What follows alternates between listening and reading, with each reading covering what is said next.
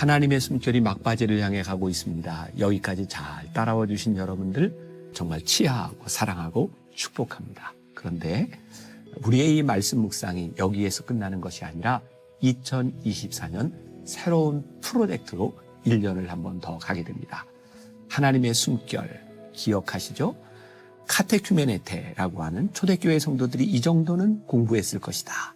우리들이 365개의 주제로 우리들이 배웠어요. 또 조금 더 유식한 말을 하나 쓰자면 렉시오 디비나 콘티누아, 렉시오 디비나 성경을 읽는데 콘티누아 연속적인 방법으로 우리들이 통독하며 2024년을 한 번 더 가보려고 합니다. 무엇보다 2023년 우리 신혜라 집사님이 함께 이 책을 읽어주셨고 제가 해설하는 방식이었죠. 2024년에는 미날이라고 하는 유명한 CF 성우가 또 위클리 묵상을 읽어드리고 제가 또 해설하고 여러분들은 또 함께 성경 통독을 하게 됩니다. 중요한 참여 방식을 여러분들에게 알려드리죠. 이 하나님의 음성, 하나님의 숨결을 넘어 하나님의 음성이라고 하는 이 묵상집이 가지는 특징이 있습니다. 자, 우리 묵상은 일주일에 한 번 위클리 묵상으로 하자. 일주일을 살아갈 중요한 말씀을 우리들이 함께 묵상하고 제가 해설하고 그것을 듣고 여러분들이 소그룹에서도 활용할 수 있도록 그렇게 책을 편집했고요. 그리고 화요일부터 주일까지 매일 여러분들이 말씀 묵상을 하면 성경을 1년 동안 한번 통독하게 되어 있어요. 중요한 것은 이 말씀 통독으로만 끝나는 것이 아니라 매일매일 통독한 그 말씀의 근거에서 묵상할 수 있는 묵상 포인트가 준비되어 있다는 것이죠. 지금처럼 유튜브 채널을 통해서 제가 매일 아침 여러분들과 만나고 제가 성경을 읽어드리겠지만 이 안에 묵상집을 여러분들이 잘 활용하셔야 될 것 같아요. 미리 여러분들에게 광고를 드리는 이유는 2024년 1월이 시작되기 전에 여러분들이 이 책을 구입하셔서 처음부터 함께 가자고 하는 의도가 있습니다. 자, 하나님의 숨결을 넘어 하나님의 음성으로 2024년을 승리할 수 있도록 매일 묵상에 함께 참여하고 성경을 한번 다 같이 읽고 듣고 쓰면서 렉시오 디비나 콘티누아 창세기부터 요한계시록까지 우리들이 한번 배울 수 있는 그런 좋은 시간이 되었으면 좋겠습니다. 도전! 하나님의 음성 기대합니다.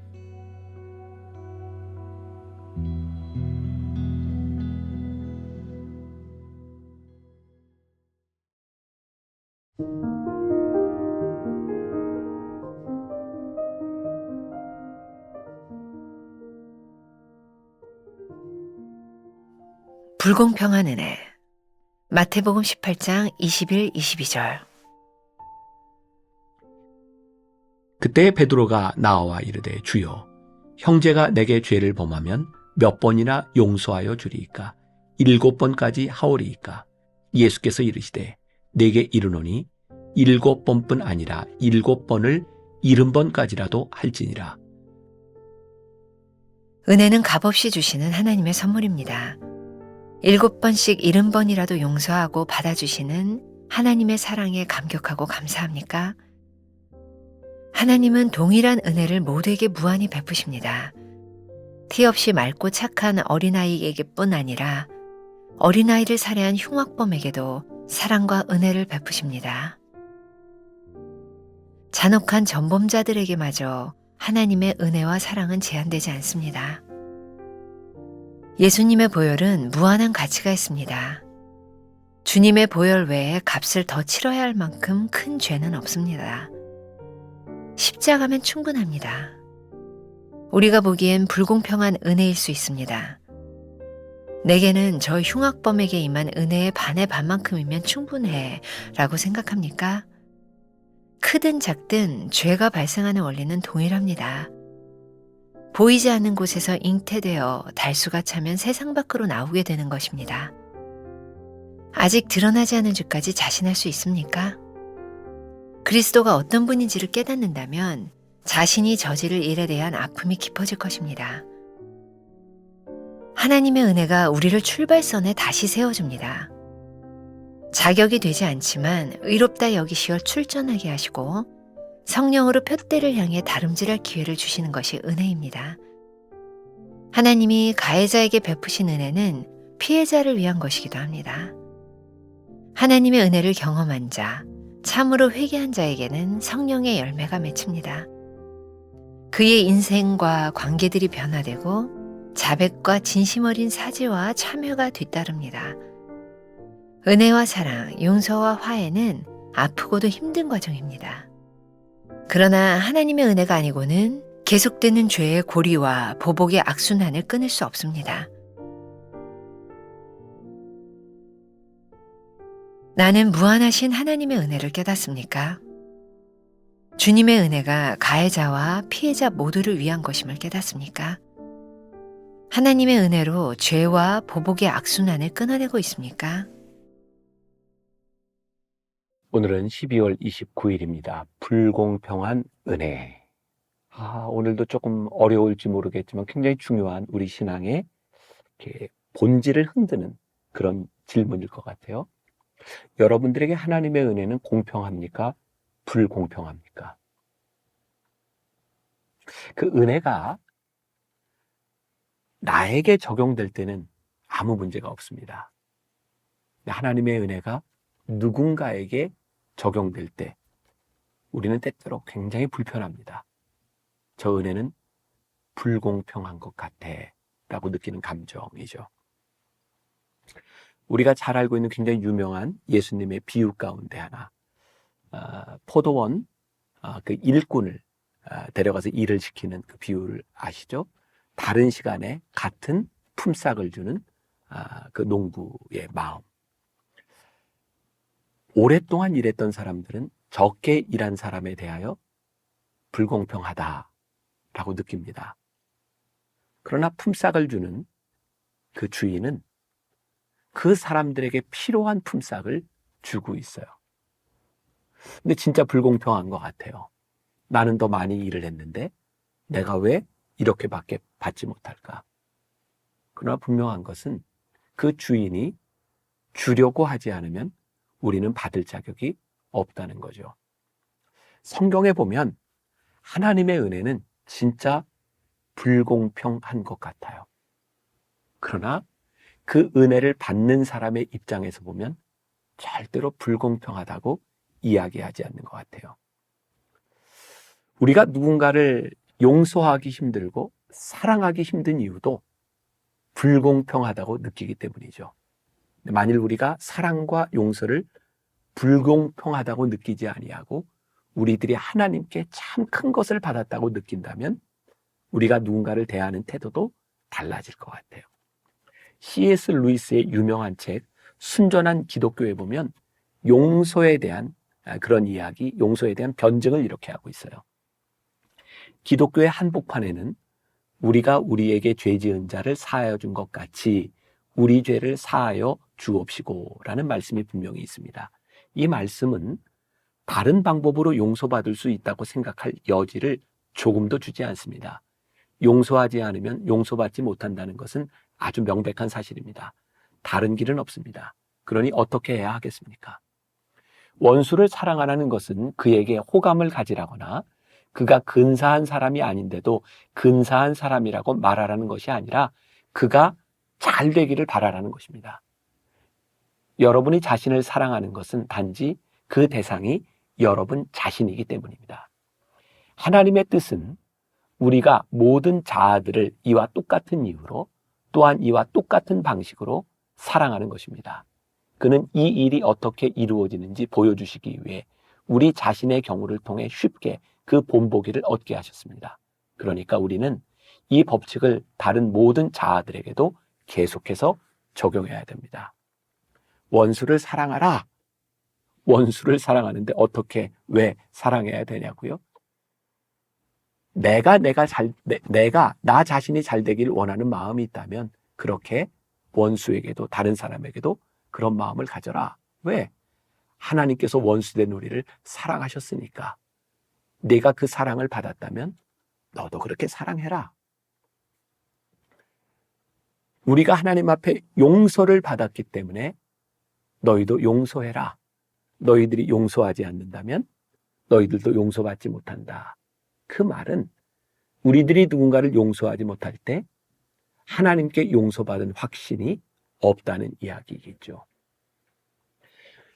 우리들에게 오늘 불공평하게 은혜가 느껴진다면 우리는 참된 하나님의 은혜를 받지 못한 것임에 분명합니다. 그래서 이 말이 우리들에게 굉장히 큰 도전이 됩니다. 아무리 생각해도 우리는 다른 사람들에게 임하는 은혜를 공평하다고 그렇게 고백하기 참 힘든 것 같아요. 그래서 신앙이 우리들에게 도전이 됩니다. 하나님, 저에게 주신 그 은혜만큼 다른 사람들에게도 주신 그 은혜가 마땅하다고 여겨지게 하여 주옵소서. 하나님의 은혜를 분명히 고백하는 우리들이 될 때 우리들의 삶을 새롭게 세워줍니다. 자, 여러분들 책 세 번째 문단에 보면 하나님의 은혜가 우리를 출발선에 다시 세워줍니다 라고 되어 있어요. 제가 2016년 이 불공평한 은혜에 대한 말씀을 나눌 때 그 당시 우리나라에 미로슬라프 볼프가 쓴 기억의 종말이라는 책에 대한 기념 좌담회가 있었습니다. 거기에 있었던 글을 제가 좀 읽어드릴게요. 미로슬라프 볼프는 칼 마르크스에 관한 논문을 썼다는 이유로 유고슬라비아 군대로부터 무고하게 스파이 혐의를 받고 억울하게 몇 달간 신문을 받았던 기억이 있습니다. 신문을 주도했던 군 대위와의 고통스러운 기억, 그리고 화해의 문제를 놓고 치열하게 고뇌한 흔적의 책입니다. 볼프는 우리가 고통을 당하더라도 가해자에 대해 끊임없이 기억하고 징벌하려고 하는 것보다 오히려 나도 가해자가 될 수 있다고 생각하고 가해자를 마치 피해자처럼 받아줄 수 있어야 한다고 말한다.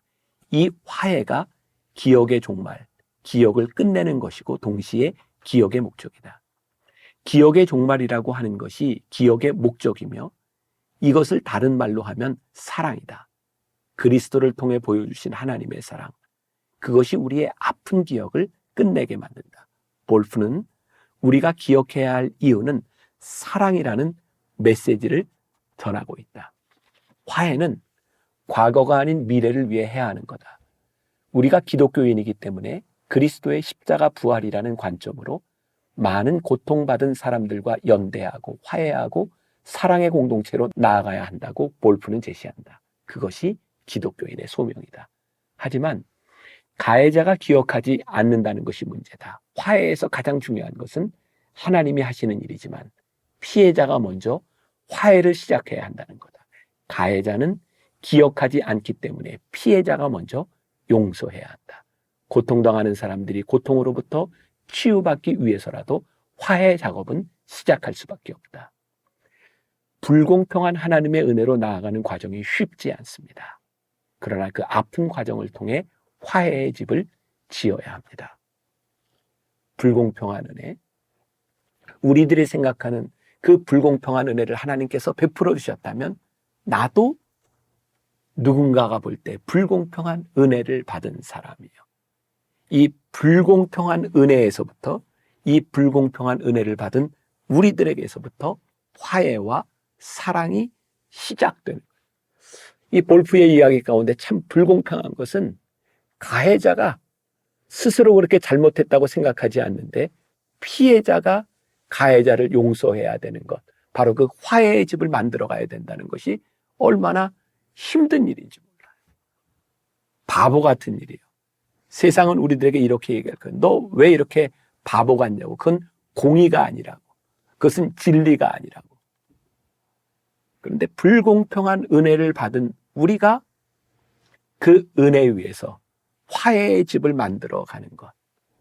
누군가에게 불공평하게 느껴지는 은혜, 그것이 내가 입은 불공평한 은혜라고 하는 그 지점에서 우리는 새로운 출발을 만들어가게 되어 있는 거죠. 은혜와 사랑, 용서와 화해는 아프고 힘든 과정입니다. 그러나 하나님의 은혜가 아니고는 계속되는 죄의 고리와 보복의 악순환을 끊을 수 없다. 몇 년 전 정권이 바뀌었어요. 저희 교회는 가까운데 이렇게 국정원이 있어요. 그러다 보니 정권이 바뀔 때마다 이렇게 감옥에 들어가는 국정원 직원들이 있고, 저는 또 본의 아니게 우리 교인이기 때문에 이렇게 신방을 감옥으로, 형무소로 가야 될, 구치소로 가야 될 그런 경우들도 있었어요. 참으로 놀랍게도 계속해서 악순환되는 죄의 고리, 보복의 고리. 사실은 진짜 죄에 대한 문제이기보다는 내가 너무나 억울하게 당해서 그 일을 좀 갚아야 되겠다고 하는 그런 보복의 고리들이 있는 것 같아요. 저희 교회 교인 중에 한 분이 국정원에 고위직에 있었던 분이고, 그분이 정권이 바뀌면서 몇 년 동안 감옥에 있었던 분이에요. 제가 신방했을 때, 아니 그분을 만났을 때 저에게 이런 얘기를 했던 것이 참 인상적이었어요. 목사님, 고리를 끊어야 될 것 같습니다. 이제 힘을 가진 사람이 이전에 보복을 당했던 그 고리를 끊고 용서해야 될 것 같습니다. 누군가 고리를 끊지 않는다면 또 다음에 이 보복이 일어나지 않겠습니까? 제가 그분에게 이렇게 얘기를 했어요. 맞습니다. 하나님을 믿는 사람 그 누군가가 이 악순환의 고리를 끊지 않는다면 화해는 절대로 이루어지지 않습니다. 너무나 불공평하다고 생각하는, 너희도 마땅히 이 보복을 받아야 되겠다고 하는데 그 불공평한 은혜가 만들어져야 보복의 고리가 끊어지게 되어 있습니다. 제가 군에 있을 때 우리 신우의 병사들에게 그런 얘기를 했던 적이 있어요. 벌써 오래전이니까 30년 전이니까 그 당시 군대에 구타가 많이 있었던 때죠. 제가 크리스찬 신우의 병사들에게 그런 얘기를 합니다. 얘들아, 너희가 상병이 되고 병장이 되면 너희들이 당했던 것을 그대로 하지 않았으면 좋겠어. 그리고 너희들 위에 선임병들이 가졌던 그 기득권들, 그들이 누렸던 것을 너희들이 포기한다면 좀 달라지지 않겠니? 결국은 이 화해의 집을 짓기 위해서 누군가는 희생하고 누군가를 내려놓아야 되는데 그게 누구일까요? 불공평한 은혜를 입은 나. 오늘 여러분들 한 사람 한 사람이 하나님 앞에 불공평한 은혜를 입은 은혜의 존재라고 하는 것을 잊지 않았으면 좋겠어요. 누군가를 향해 저 사람 불공평한 은혜를 입었어가 아니라 내가 불공평한 그 은혜를 입은 사람임을 기억할 수 있다면 여러분들의 삶의 부조리에 쇠사슬이 끊어지고 화해의 집을 짓는 일들이 여러분들에게서 일어나지 않겠습니까? 한 해를 마감하며 가고 있습니다. 이 불공평한 은혜가 이 마지막을, 한 해를 마감하는 여러분들에게 힘겹고 어렵지만 화해의 집을 짓는 그런 한 해, 그런 해를 마무리할 수 있으면 좋겠습니다. 기도하겠습니다. 우리들에게 값없이 주어졌던 은혜, 참 불공평한 은혜입니다. 누군가를 바라보며 지적질하는 불공평한 은혜가 아니라 나에게 주어진 은혜가 얼마나 불공평한 것인지를 고백하며 힘겹지만 그 은혜로 새로운 출발점에서 화해의 집을 짓는 그런 하나님의 사람들이 되게 하여 주옵소서. 예수님의 이름으로 기도했습니다. 아멘.